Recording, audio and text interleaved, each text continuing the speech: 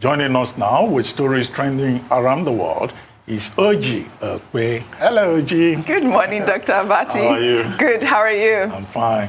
Great. Good morning, Tundu. Good morning, sweetie. I love your top. Oh, how kind. Thank you very much. Beautiful you.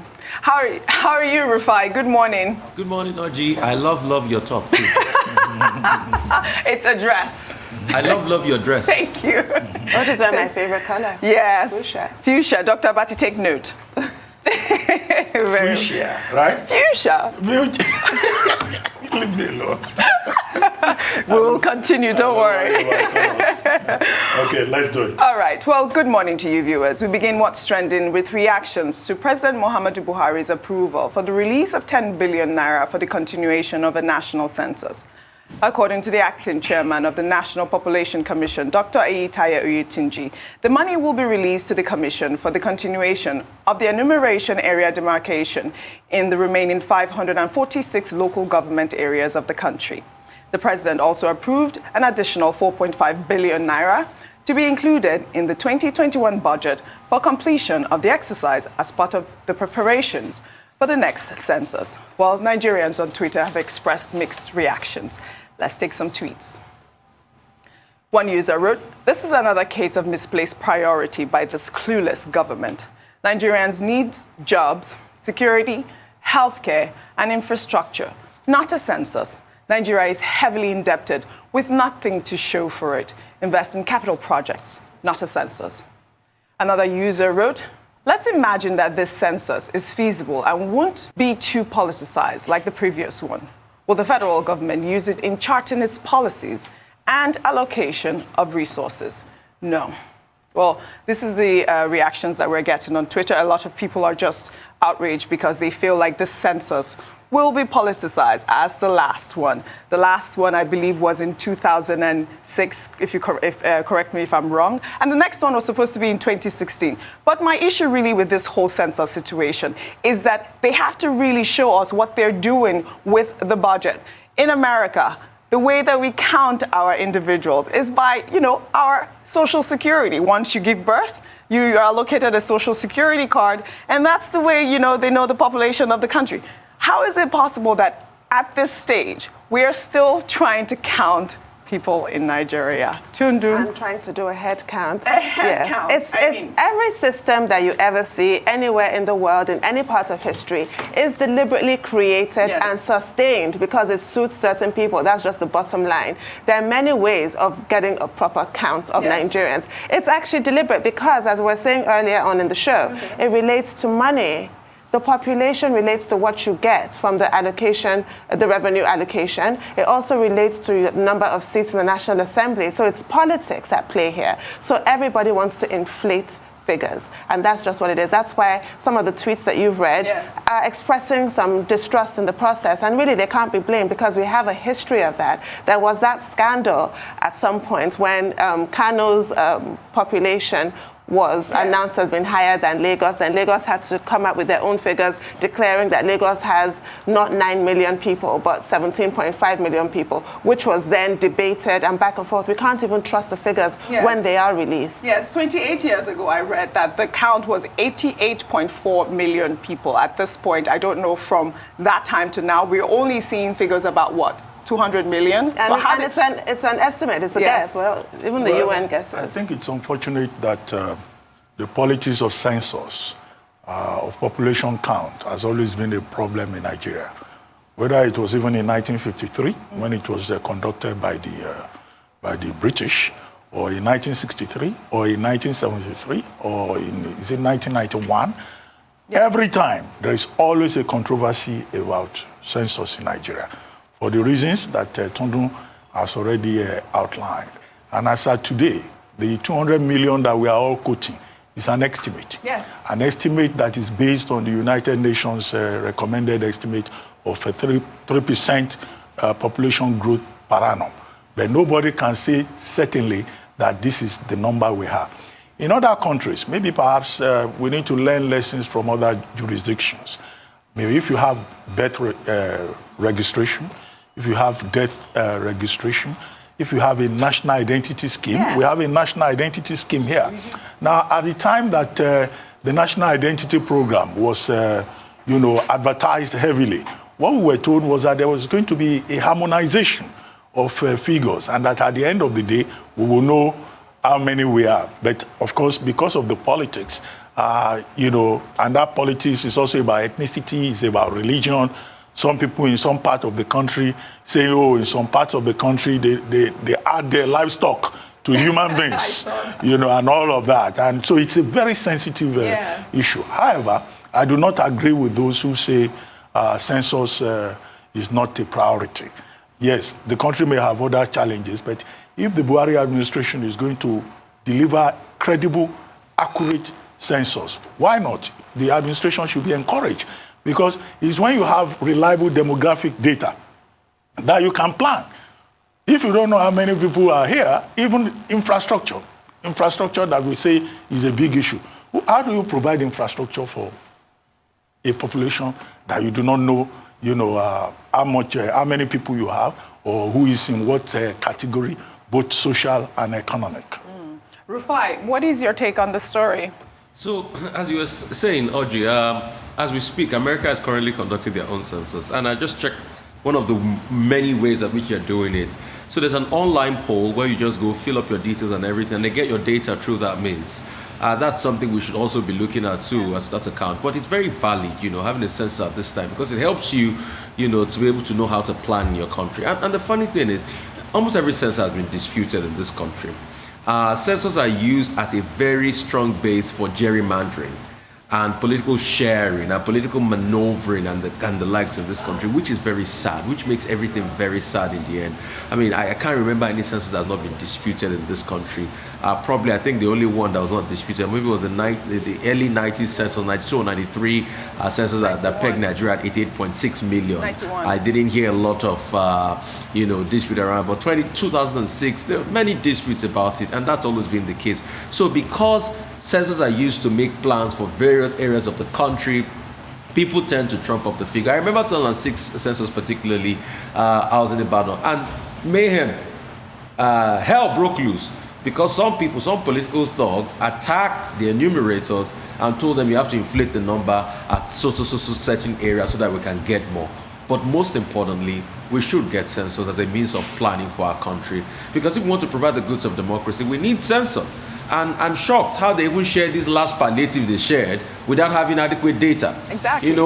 Because when you see some areas, take for instance, when they started sharing the palliative in Nasarawa, as regards Lagos that was on lockdown, you wonder what data were they using? The part of the law they shared is for what data points? National Social Register. National Social Register, okay. Vulnerable households. So, of households, but somebody will have thought that a concise census data will have been more coherent in this regard, so that at least we can know where we are and know where we are going. So we wholly support this. We just pray it goes well and it's not used as a tool of dispute again in the country, as regards allocating resources leading up to 2023 elections. All right. Let's take another story, still in Nigeria. After the ban announced by the Inspector General of Police, an operative of the Federal Special Anti-Robbery Squad and other tactical squads of the police from carrying out routine patrols and other conventional low-risk duties, several video clips surfaced on Twitter showing Nigerians confronting SARS operatives and preventing them from arresting individuals. In one video, a group of traders were seen shooing some armed SARS operatives away from their shops. While some policemen attempted to calm the situation, many others could be heard screaming, "We don't want SARS." Let's take a look.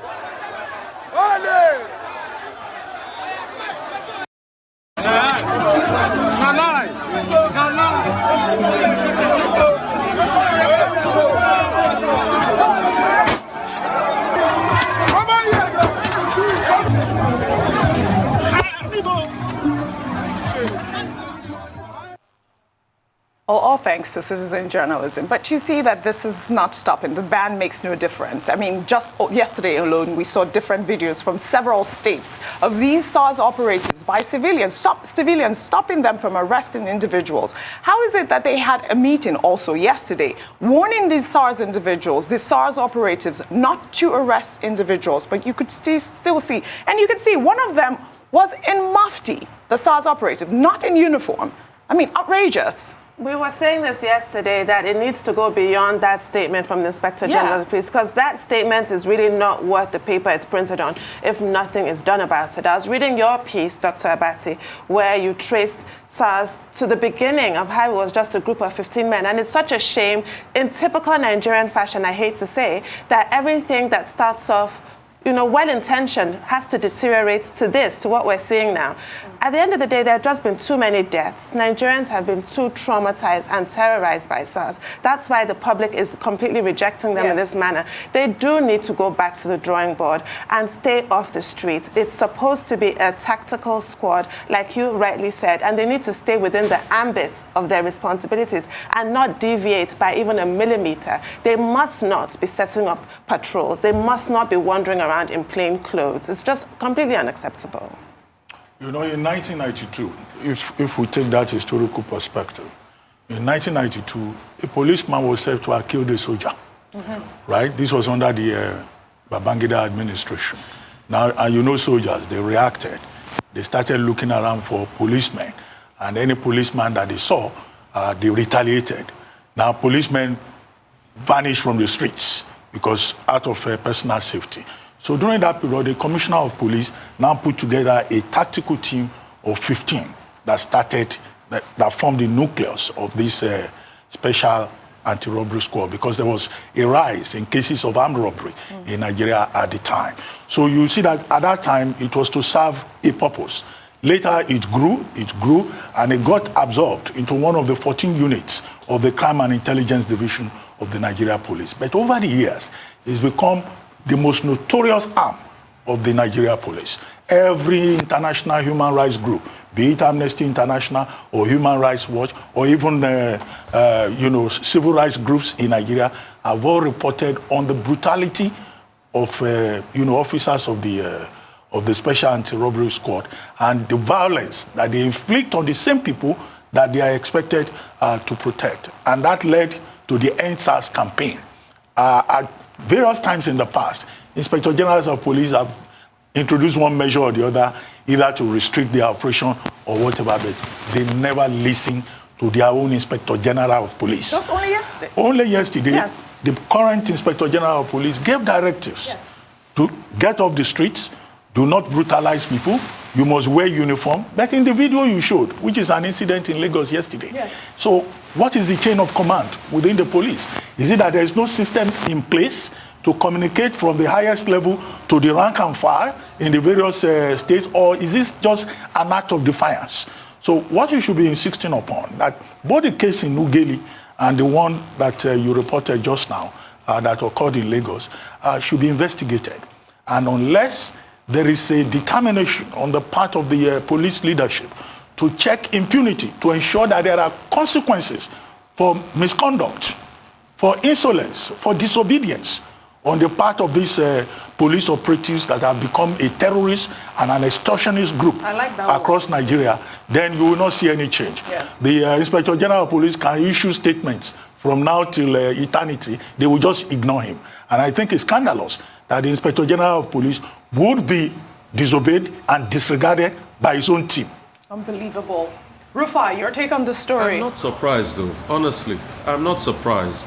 Is it today they've been issuing statements? Is it today they've been banning SARS? And nothing happens because, it shows the general problem that is evident in the country. And it goes a long way back. It's not today, and it will only continue. We have a police force in this country that everybody does whatever they like. Yesterday, I was talking to some young men that SARS harassed. They were telling me stories of many things SARS has been doing. They were even telling me about police officers that you can even pay a police officer 30,000 naira. He'll be your escort anywhere. And if you want to even make him happy, you will give him 2,000 naira and he will shoot gun in the air for you. They say the money for the bullet. Oh my goodness. They even shoot at free will at ceremonies and the likes. You now hire them for wedding ceremonies and the likes. Somebody was telling me that expressly, that I know who I will call for you, that will help you do all of that. Is that what the police is supposed to be for? What? So I'm not shocked this is happening. I mean, if we have to ban SARS 4 times or 3 times, then there's a big problem.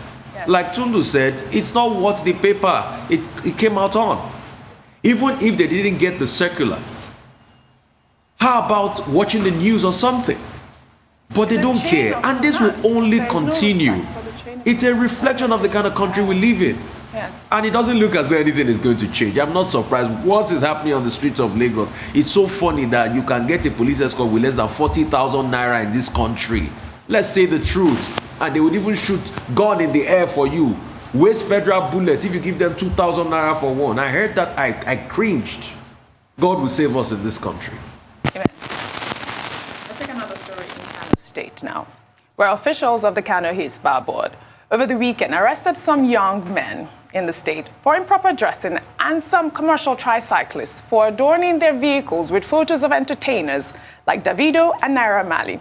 Photos posted on the official Facebook page of the director of the Kano Hisbah Board showed some officials also shaving the young men's hair, which they considered un-Islamic. According to the police, the tricyclists were arrested for wearing 3/4 trousers and adorning their vehicles with the photos of the musicians. I mean, when I saw the story, I couldn't believe that. At this stage, we're still going through this backward movement of arresting young men that want to display their free will. I mean, I don't know where it states in the Quran or wherever it is, the un-Islamic movement, where you cannot wear 3/4 trousers to even start with.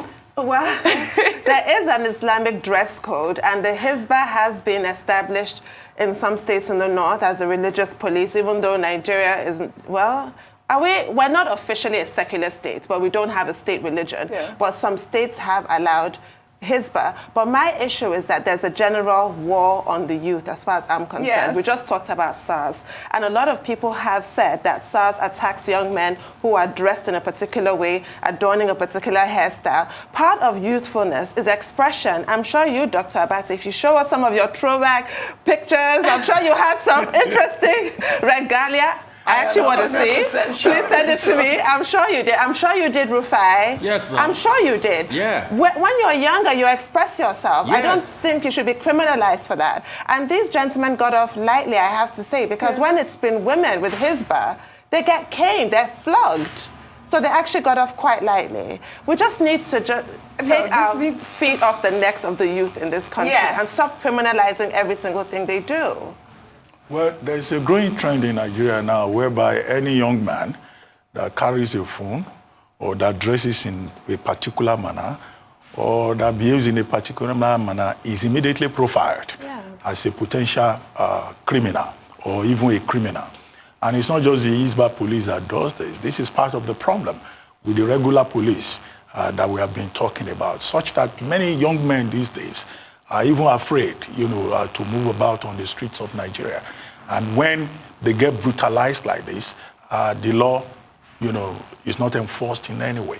Now, the Hisbah may be a creation of law, but there is no law that is superior to the Constitution of Nigeria. So what they were doing there is a clear violation of the rights of those young men. One, I don't know where it is stated in the Nigerian Constitution that you cannot listen to music by Davido or Naira Marley, who are also, citizens of Nigeria, who are artists, who are promoters of culture, and who are making their own contribution. So, and then, of course, the Constitution recognizes the freedom of association. If they choose, they will associate with Naira Marley or Davido. It's their choice. There is freedom of choice. That's what I'm talking about. To dictate what kind of hairstyle anybody should wear, should sport. That's a violation of their right to human dignity. Yes. To force a person and give them a hair shave. Look at their pants. Which was a problem. That short. Yeah. Which was a problem in those days when the governor of then Rivers State, when he said a journalist wrote an article that was uncomplimentary on his birthday, he got the journalist arrested and they gave him a hair shave. Yes. You know, so and that's immediately what came to my mind. But of course, the residue of it, of course, is that those young men, if they know their rights, they should push for it. Yeah. Because they can go to court, can't they? They can. To say that their person has been violated and their rights have been violated. But unfortunately, many Nigerians, particularly young people, do not know their rights under the Constitution. They will just take the punishment, the humiliation, and just move on. So unfair. It really is. A quick comment from you, Rufai. I mean, it reminds me of Asha's song. Those Hisba officers are in chains. They're in mental chains. And they're trying to put cuffs around the hands of a man that is free. It's very sad. Let me even start from what they are wearing. Is that a traditional attire? Is that not a uniform of the law? Is that uniform not colonial? Is that how our traditional officers used to wear uniforms in the ancient days? I mean, we have a lot of misplaced priority in this country. Is that the problem in the north? How about you facing the codeine problem? Right. How about you thinking of how to rehabilitate those young people that are jobless, that are taking drugs? So is this your problem now that they put Naira Marley sticker on a keke marwa, on a tricycle, beg your pardon? Or a rickshaw that they bought with their own money for their means of livelihood because you can't provide jobs for them. Yes. Because you can't provide jobs for them, these people had to go out of their way, eke a means of livelihood, then you disrupt their commercial activity for the day and start to say they must conform. Like it's a secondary school where we are calling hairstyle, this week is shuku, the next week is kojusoko. Is that what the country has become? Said, if they were women, they would be flogged. Oh, for sure It's shocking. Honestly, it's shocking. Misplaced priorities everywhere. All right. Let's head over to the U.S. with our final story, where President Donald Trump has returned to the White House following 3 nights at the Walter Reed Military Hospital after being treated for COVID-19. Moments before he left the medical facility, the president tweeted that he would be returning to the campaign trail soon. Trump also accused the media of reporting fake polls referring to the latest data, which indicates his rival, Joe Biden, has doubled his lead since last week's debate. Once the president boarded Marine One, the world-famous helicopter took him to the White House, where he landed and headed towards the residence. Once on the balcony, the president then removed his mask while saluting the departure of Air Force One, a move which has since been criticized in all forms of the political spectrum, as the president is still contagious and would spread the disease to anyone close to him. Let's take an Instagram reaction real quick before we come back for a discussion. A user wrote, "There's something here that goes beyond denial and partisan politics. Donald Trump simply doesn't care if he gets other people sick. He doesn't care if other people die. It's sociopathic, beyond anything we've seen before." I mean, this comment just describes the whole situation. I mean, this man clearly does not care. Why take off your mask, number one, when you know that you're still contagious? I don't understand this behavior of this president at this point. He ought to be ashamed of himself, but the tragedy is that this gentleman clearly feels no shame whatsoever. And apart from this completely unnecessary gesture, and even dangerous gesture, yes, is the silly rhetoric of "I faced COVID, as that's what a leader would do. I put myself in harm's way and got COVID," as if being infected by a disease that your job is to stop it spreading is now some kind of laudable situation. As in, this is what a leader ought to do. It is absolutely not what a leader ought to do. And talking about how don't let it scare you, I've gotten it, I had the best treatment and I'm fine. But this is such... I hope nobody actually believes that. But that said, people did drink Clorox based off of his remark. The fact of the matter is that the President of the United States of America is the occupier of the most powerful office in the world, the leader of the free world, as he's often referred to. Everybody does not get the same kind of treatment that he gets. He had round-the-clock treatment. He had experimental treatment that's not available to other people. Yes. And to mislead people in this manner, to continue to minimize this scourge, even after he has had it, after he has felt it, after he's been through symptoms like shortness of breath, that awful cough, he continues to minimize it. This is recklessness on steroids. It's shocking. But you know, President Trump has always shown a very bad example, either in foreign policy or domestic policy, and even now with COVID-19.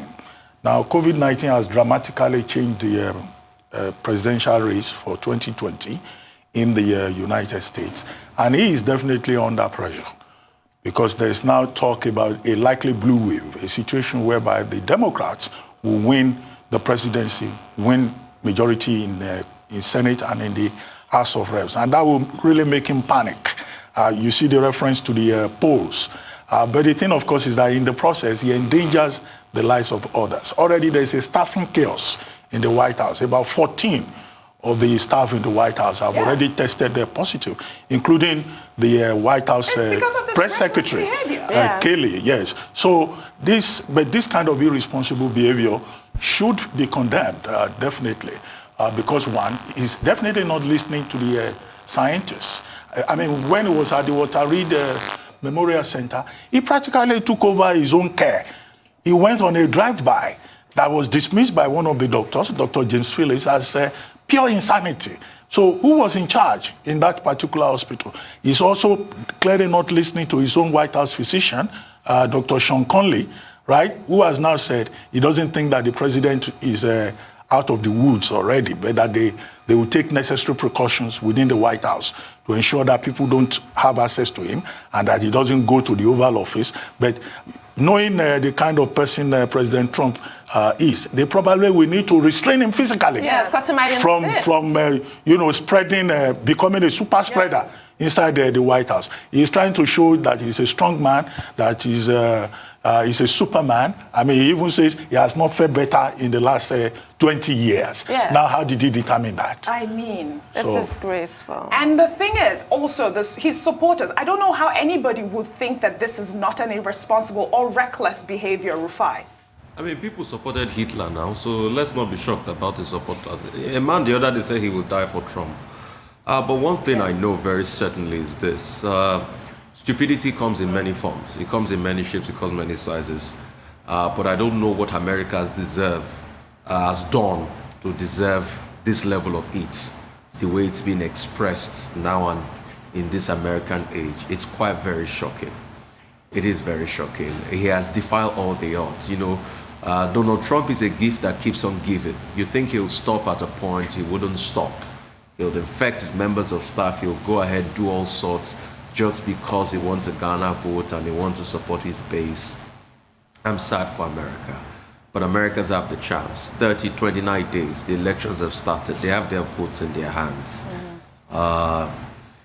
Vote out this man.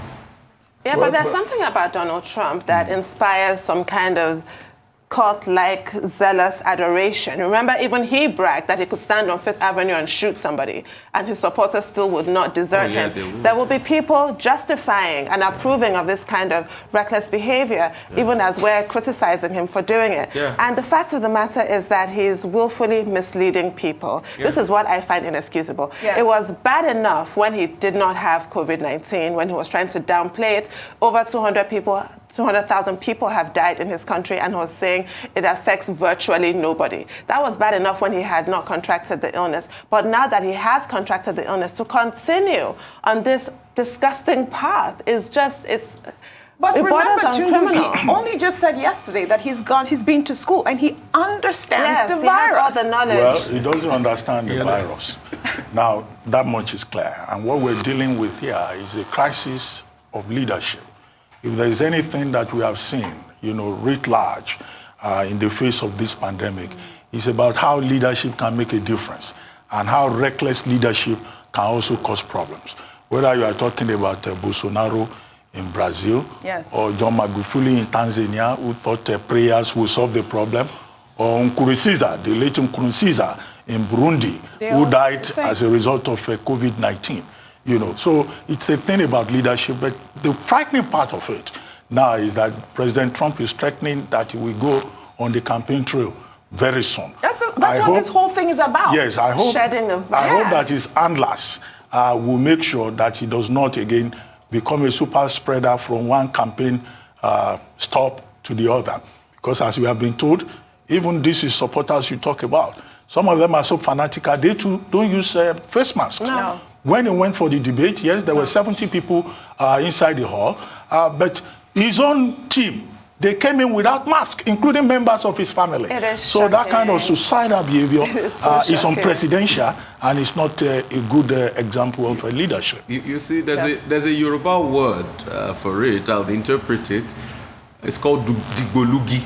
I think this man has become a clear. He's just insane. I mean, I don't want to talk because if you talk now, his supporters will come and attack you on Twitter. Yes. They are everywhere.